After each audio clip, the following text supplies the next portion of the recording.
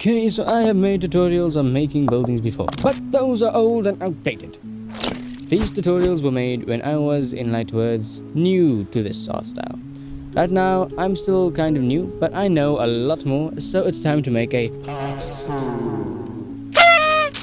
In this tutorial series, I plan on discussing techniques that will help you make buildings or any kind of structure really.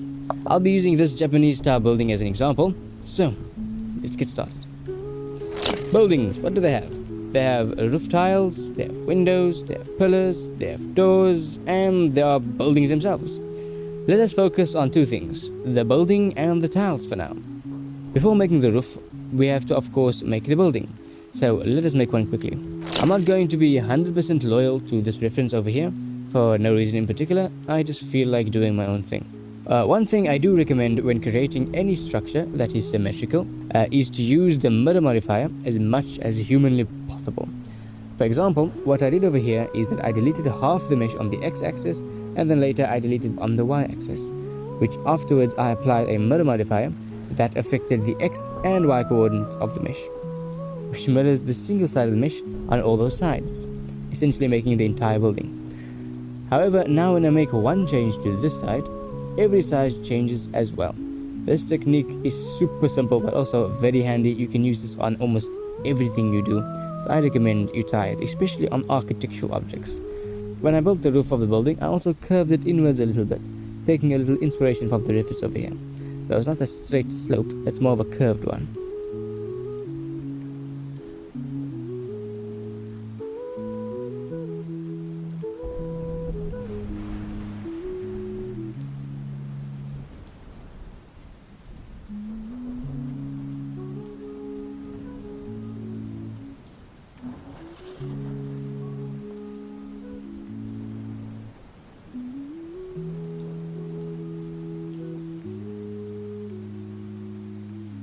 Alright, so the tiles, the roof tiles.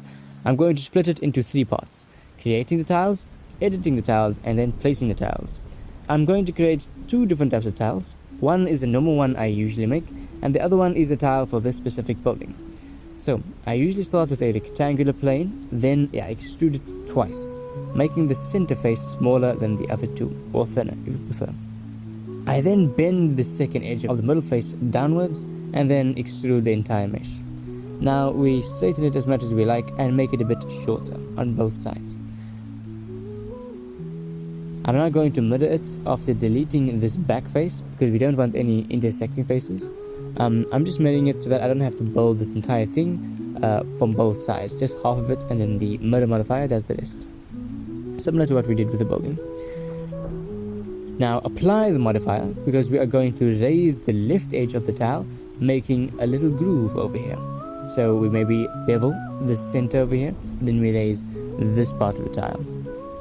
The reason we do this is because when we want to array this tile mesh for the tiles of the roof, the tiles can lock into place like puzzles, like so. I'm just going to edit it to make it fit a bit more snugly, but this method works pretty well and you can create many kind of tiles with it. To prove that, I'm going to now make a second type of tile with the same technique. This one will just be a bit rounder in the center to match the reference, and the bend won't be on the left side, it will be at the back because I'm going to make the tiles connect from the back.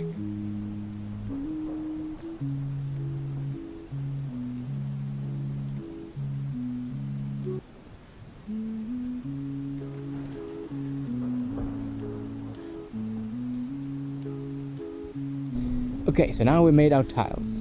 We can now edit it to fit the roof of our building. First, I'm going to position it on the roof so I can see how many tiles I need, and then I'm going to play with an array modifier on the Y and X axis, so we have two modifiers until the roof is filled.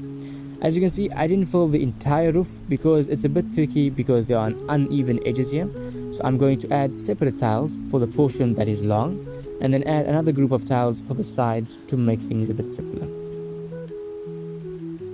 This is important. Before we edit anything, whenever you finish a prototype of something, save it into a collection specifically for things you do not want to lose.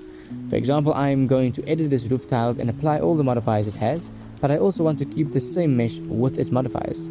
So create a collection with M, name it whatever you want. I named it in for in case, then place a duplicate of the object you want to save into it and untick it in the outliner so it doesn't mess with the scene. So now if we ever need these tiles, we can just uncheck the collection and bring it in. Before editing, I'm going to apply the mirror and array modifiers of the tiles. Now that we have saved our tiles, we can edit it, hide the other objects so that we can work with it better. This is the next step of the journey. We are now going to edit this block of tiles with something called a lattice.